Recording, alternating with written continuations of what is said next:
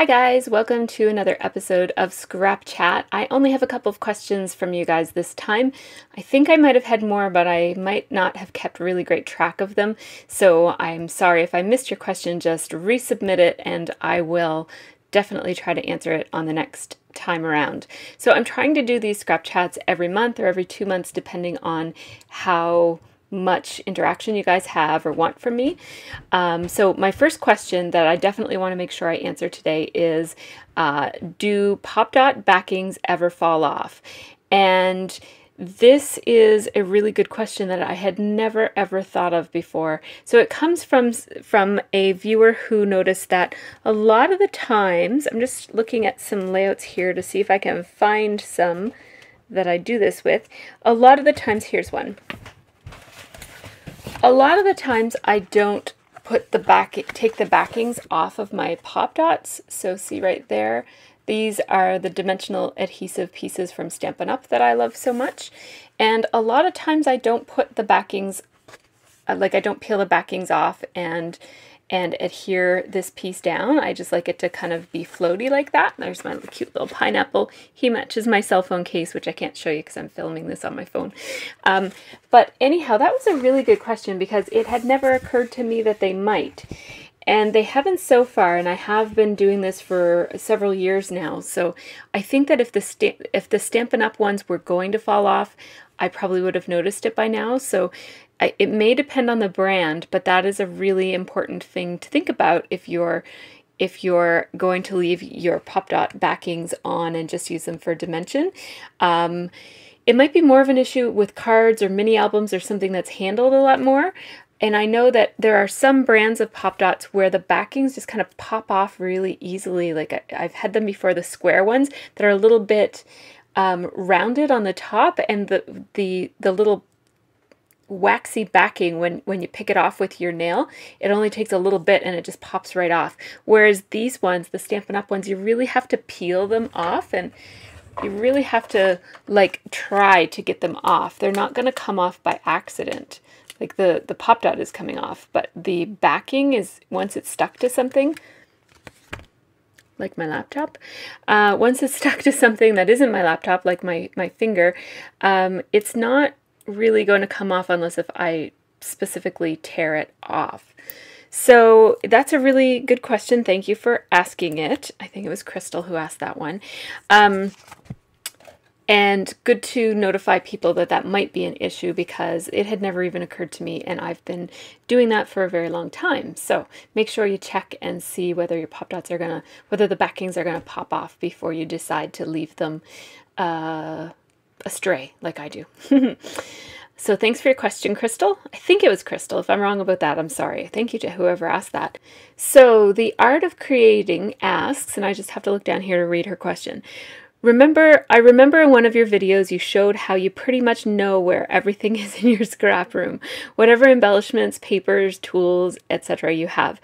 Maybe you can cover in one of your future videos, say Q&A tips, on staying up to date with your stash. How do you remember what you have? Do you look through everything often to remind yourself, or is it just about very careful organization? It's a really, really good question. And I have been, since you've asked this question, which it came in, I think, last month or the month before, since you've asked this, I've actually been very, I've been very thoughtful about this issue because I don't know how I keep on top of it. So I thought it was a good question. So I have spent the past month and a half or so just taking note of how I do stay on top. And it happens to have been a month that involved a pretty big reorganization of my scrap room. So if you're new to my channel, you would see my scrap room videos in a playlist. I'll link it right here. And I did a pretty major reorganization this month, and that is because I started noticing that I was losing things and just not feeling on top of and in control of all of my supplies. So I reorganized everything, and then I did a video, and then I reorganized it a little bit more, and I did another video. So there are two, actually the first one the first one is filmed in 2 parts, and then there's also an update to that one. So there are 3 recent scrap room videos on my channel if you're interested in how I store things. But I think that that careful organization is really key to making the most of the supplies that you have. And I think that's true whether you're working from a small space, like just keeping all your stuff in a closet and bringing it out every time you scrapbook, or if you have a scrap room.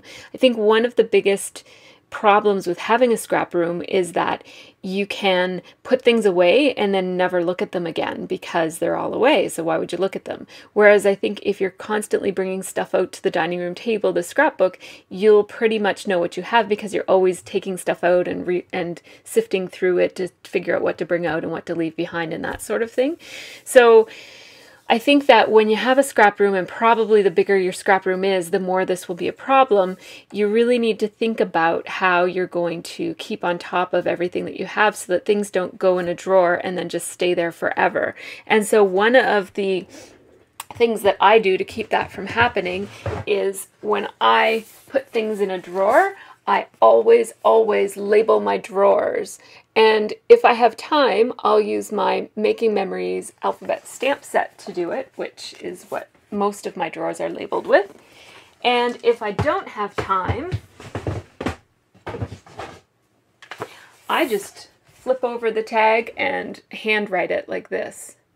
This is one that I just recently made a drawer just for my dimensional stickers because they were, I found that I was looking for them more often. I would be looking in my sticker drawer for dimensional stickers specifically, and so I thought I'm going to keep these all separate because I tend to look for them all at the same time. So yes, I have moved my scrap room around once more, but don't worry, I'm not going to do an update video until I feel like I'm, for another 4 or 5 months anyway. It won't be until after the fall that I do another scrap room video, don't worry. So I think that it is about careful organization, but it's also about revisiting your supplies over and over again.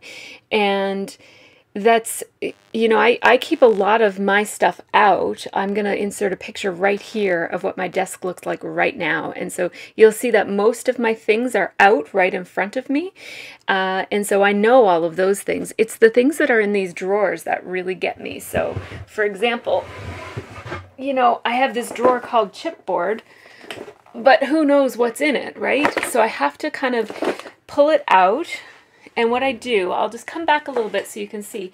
So every once in a while when I maybe don't have a great idea for scrapbooking right now, or I have a bit of time but not enough to actually do a project, I'll just come down and I'll pull out one drawer and I'll just look through it and I'll say, oh yeah, so the So Fancy collection by Simple Stories, I really love that collection. What do I love about it, and when could I see myself using that soon?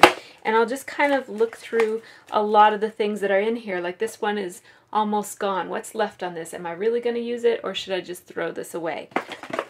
Those sorts of things. And I have like a bunch of basic gray, vintage basic gray. This is from the Lime Ricky collection, which I love. And so things that I don't want to part with, but I have to know what I have in order to use it. So these are all my flowers, and you guys know I don't use flowers very much, but I need to know what kinds of colors do I have for flowers, and what flowers do I exactly have, and same thing with butterflies. So I'll just kind of take a few minutes, and it doesn't take very long, to just pull out a drawer and just look through it. I don't have to look through my whole entire scrap room right now, but just this drawer, and I'll be a little bit more familiar with my chipboard. And I might not use it today, but maybe tomorrow or the next day or someday down the line, I'll think, oh right, that Lime Ricky chipboard is perfect for that. And then I'll be familiar with it and remember that I have it. So I think it's a combination of organization and keeping your mind refreshed about what you have. And for organization, I think anything that goes in a drawer, I'd put a label on. And the other thing that I would recommend is don't store your drawers too full. So this is my sticker drawer, and this is about as full. This is a little bit more full than it probably should be. See all of these? That's a lot of stickers, and it's getting to the point that it can be difficult for me to go through this and find what I need. And so I really don't want to buy any more stickers until I've put a bit of a dent in this. And by a dent, I mean, it doesn't help if I only use one sticker from the sheet and the rest of them are all still there.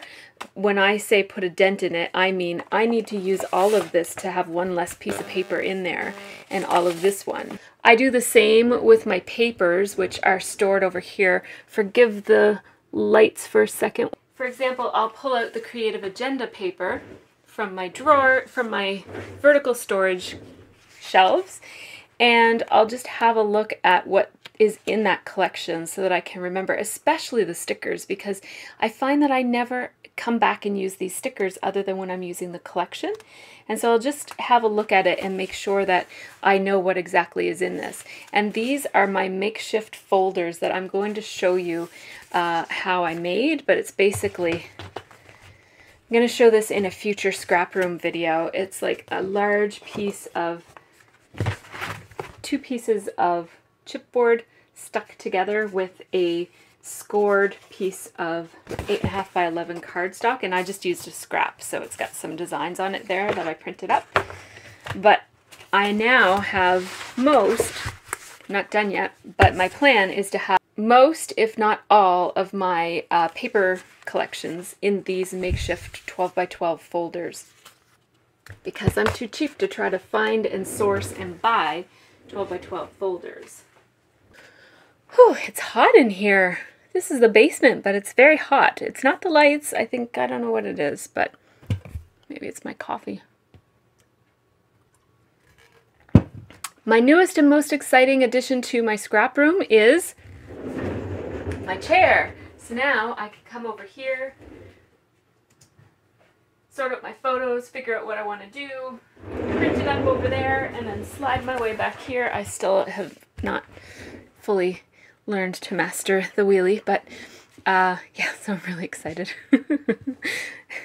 I had to finish my floor in order to get the chair, so it was like a multi-step process. But as soon as my floor was finished, I started shopping for chairs, and I didn't want to spend too much money on one. And I got this really cool mesh one. See how it's kind of like see-through? I thought that would be cool because I didn't want to get a fabric cover, because sometimes I do mixed media projects and I didn't want to have a fabric cover to have to worry about not getting paint on. I figure with this, it's kind of like a plasticky, elasticy fabric, and I thought it won't really matter if paint gets on it or something. I'm not planning to have like any kind of paint explosion or whatever, but you never know, right? So let's get back to your questions. I received a couple of questions from people who were wondering about the frequency of me changing up my scrap room, and I change it about every 6 months. I don't find that moving my scrap room around interferes with my ability to scrap. If anything, it makes it more efficient, because every time I reorganize, I hone and I purge a little bit, and I reorganize, and I find things that I forgot about and start using them more. And so for me, it's all part of the process. I guess keeping this room going is part of my hobby too. And so finding cool little containers to keep my embellishments in is just as fun as figuring out a new technique for layering or something. So somebody asked me, actually VC Coffee 68 asked me about international students, how long we have been hosting, and what made us decide to do it. So we've been hosting international students for 2 full school years. Typically we have a student who comes to live with us in September and leaves at the end, comes at the beginning of September or the very end of August, and leaves at the very end of June. And we had the first year, which was 2 years ago, we had a boy from Germany, and he was 15 and he turned 16 while he was here.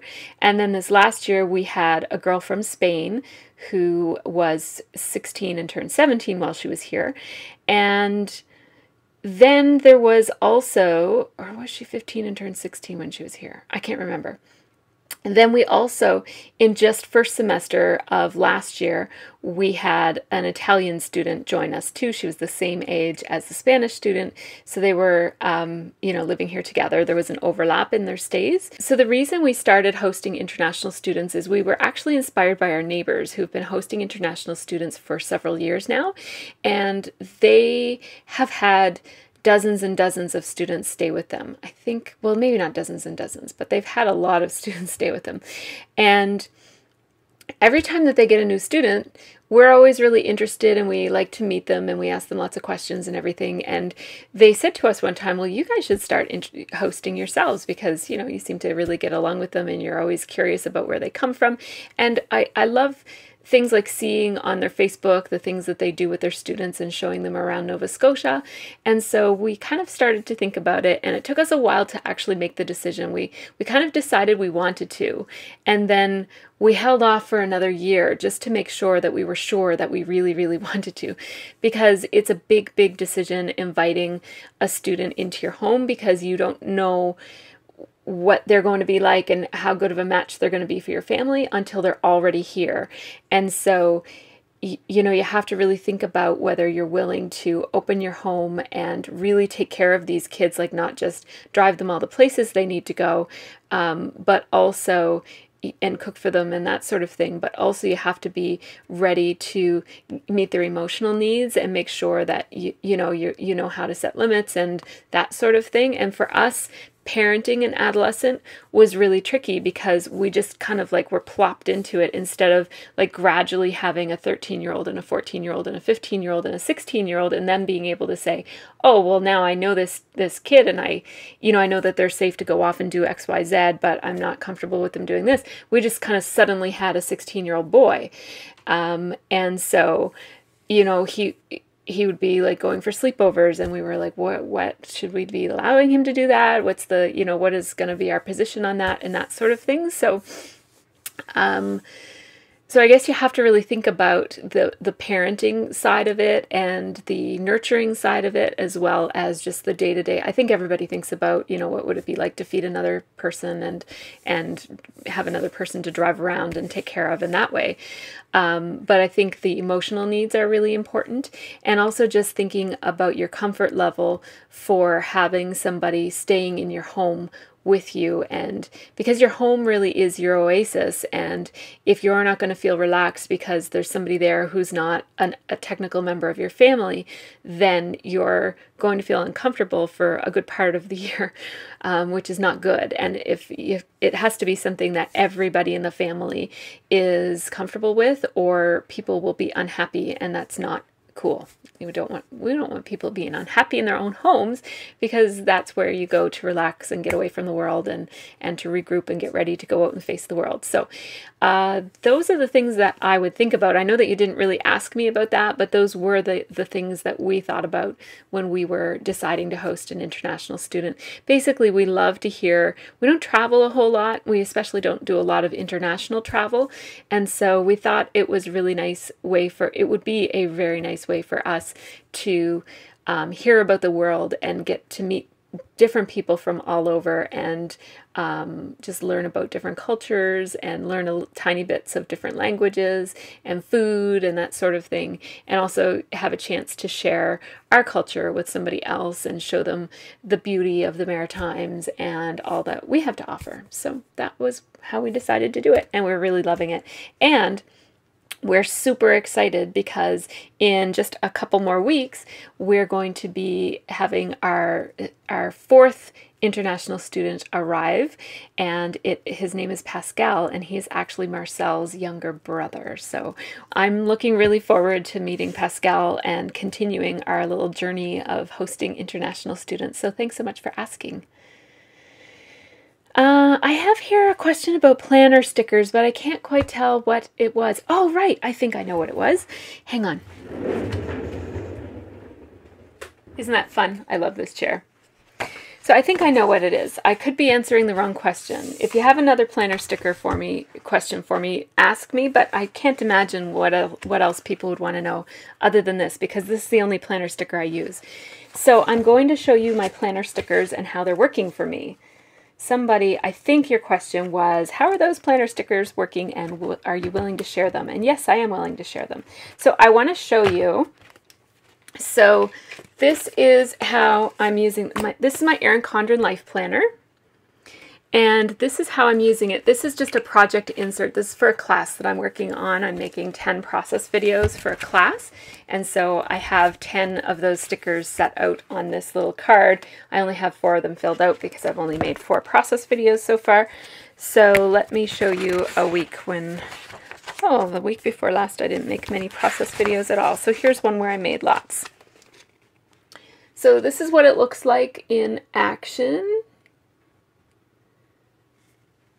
And I keep them in, you saw where I pulled them out of, I keep them in my drawer under my computer. Anyhow, this is what they look like. And I just printed them on a piece of a full sheet label sticker. And so you see that you can fit a whole ton of them on there. And they're really unique to my process, so I'm not entirely sure that they would be helpful for anyone other than... So it just says upload to computer, photograph, Flickr, album, Dropbox, narrate, photos, Ken Burns, title, transitions, process, upload, description, tags. It's like all stuff that I do to my process videos. And I am, in a related question, I've been asked, am I going to do a process video about how I make process videos? And yes, I am. But my summer is just way too busy to be able to do such, that in the way that I want to do it. I don't want to just kind of throw it together. I want to do a good job. So I will probably do it in the fall when things settle down a little bit and when that class is over that I'm developing over there.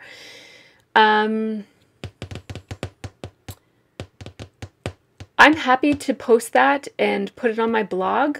I don't know if you'll find it helpful, but I'll post it as a PDF and also as a Word document so that you can go in and edit it and change it to make it the way that you want it to be. But it's really super easy. All I did was I thought of everything that I need to do, like my checklist for videos. I wrote them all down with little boxes beside them. And then I just copied and pasted it to fill a whole page. And then I print it up like this and then I cut it into little squares. So you could really easily just make one yourself. But if you want mine, I will put it on my blog for you. So thanks for asking about that. So next, I received a couple of questions about the We Are Memory Keepers staple board right here. And I did do a first impressions video, which I will link right here. I have some disappointing news for you guys about the, well, I have some disappointing news for myself about the staple board from We Are Memory Keepers.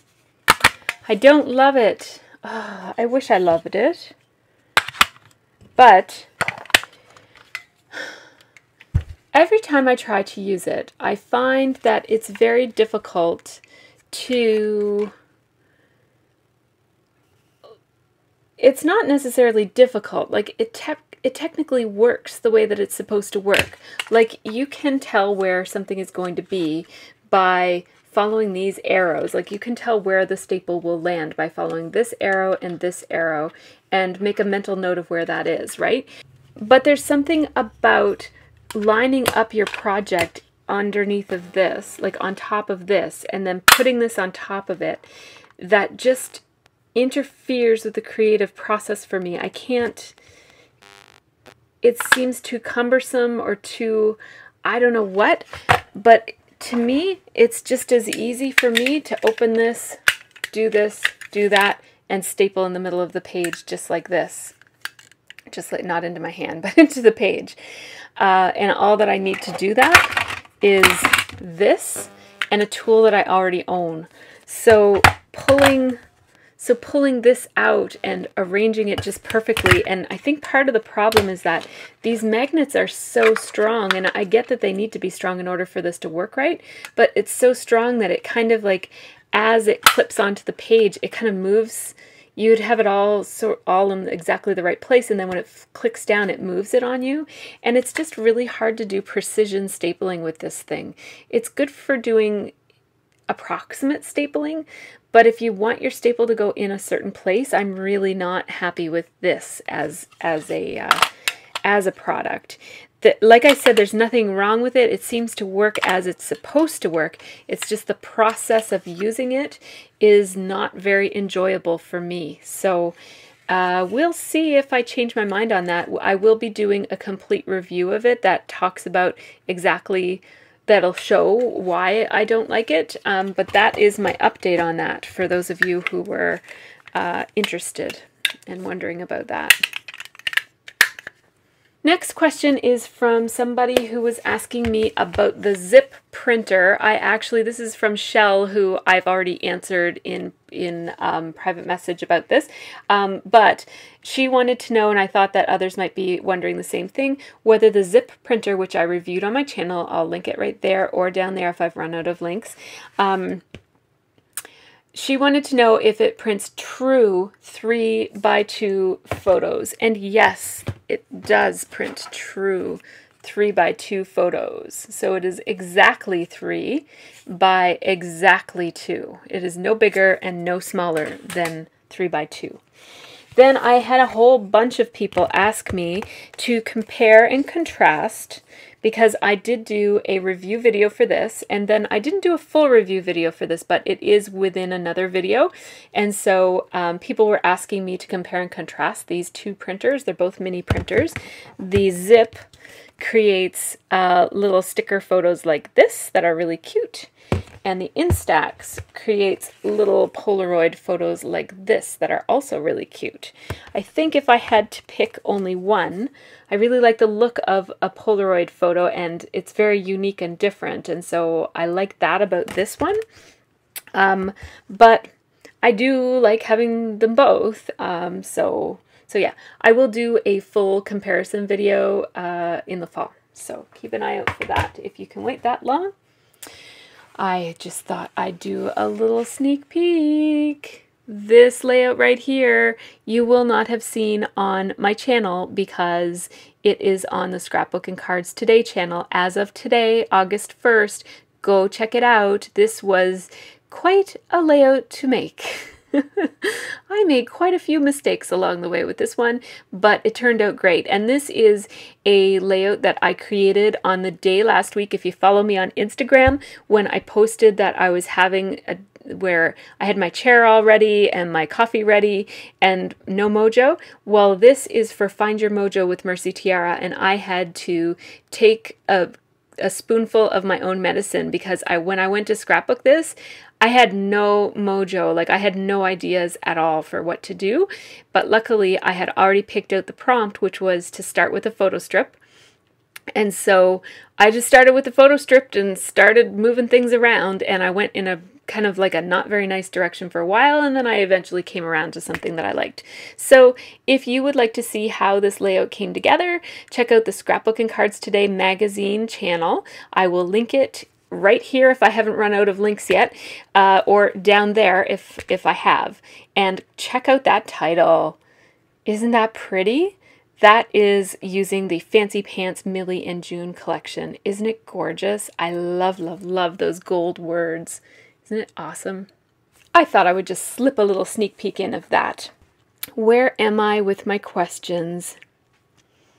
So somebody asked me how I like my new activity tracker. Somebody noticed that I've been wearing something new on my wrist. This is an Apple Watch, so it is a little bit more than an activity tracker, but yes, it does keep track of my activity, and I like it. When I first set it up, I had it set to just the defaults, like it said, like I didn't personalize it at all, so it came with the manufacturer's settings, and I just started wearing it and thought I'll figure it out as I go. And so it was set for, I think, 30 minutes of exercise a day, and your goal was to burn, I think, 350 calories a day. I'm not entirely sure. But anyhow, I just said yes to whatever it asked me for. And at first, I would do literally nothing all day and like just kind of walking around, like going up and down the stairs, just normal, like living your life type of thing. Because we've got like 3 floors in our house, if you include the basement, which I spend a lot of time in. And I would just be like doing literally nothing all day. And my watch would come on and congratulate me for being so active. And I was like, sweet, I'm going to go get a donut now. Anyhow, so if you use it that way, it's probably not going to make you any healthier. But yeah, it's great. I really like it for something that I talk about in a recent video, which is using it to take screenshots. So something that I wasn't really aware of when I got it was that you can use it to take screenshots. So see right here, this is a screenshot of my phone, of my watch at the time when I took this photo, which gives me all of the data on the photo, like the time that I took it, what the calendar event was that I was at. So I was at the HCU soccer tournament, even the location. So it was at Kingswood Elementary, which was not our home field. The temperature at the time, so it was 24 degrees, and the date, the 16th of July. It also tells you how I'm doing on my activity tracker and my habit tracker, but that's less relevant to the photo. But this is, I just printed the little tiny, it's just a separate photo, and I printed it up at 0.5 by 0.6, and then I just inset it onto this photo. And I really, really love that as a great way to include lots of information about a photo without having to write down a single word. That is awesome. So, I love it. In short, I love my Apple Watch.